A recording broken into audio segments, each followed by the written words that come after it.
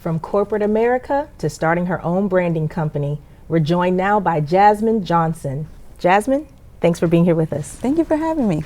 So Jasmine, once you took the risk of entrepreneurship and that transition from corporate America to being self-employed, how did that affect you financially? So luckily for me, when I left corporate America, I actually had saved a lot. I didn't upgrade my living situation. I didn't upgrade my expenses and take lofty vacations when I had that corporate salary. So I had saved about 50% of my income over that time.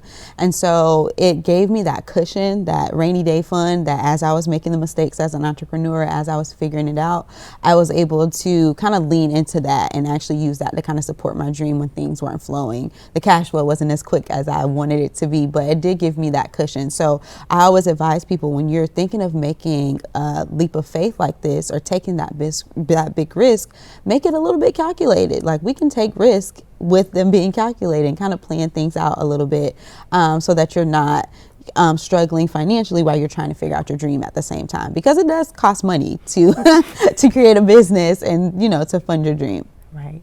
So at the time when things weren't flowing as you wanted them to be, did you feel like quitting at any point? Every other day. When I first started out, every other day was, okay, can I really do this? Especially with a child and, you know, trying to make it on my own and trying to figure out from that way. It was hard, but what I had used to encourage myself was that, okay, as an entrepreneur, you have to hunt and eat what you hunt, basically. And so it's up to you. There's no paycheck coming into your bank account on a regular basis, so you have to basically eat what you kill. And so I had to approach each time I felt down or things weren't going, I had to get creative. Okay, how can I get a new customer today? How can I get in front of some people and get some more leads? What service or program should I be offering that I'm currently missing? That's a gap in the market that I can be a solution for. And that creativity, that openness for creativity, allowed me to get back to my love of communication. It allowed me to get back to my true authentic self and say, how can I help other people do this exact same thing? And how did you decide how to map that out, the creativity part, the procedure part?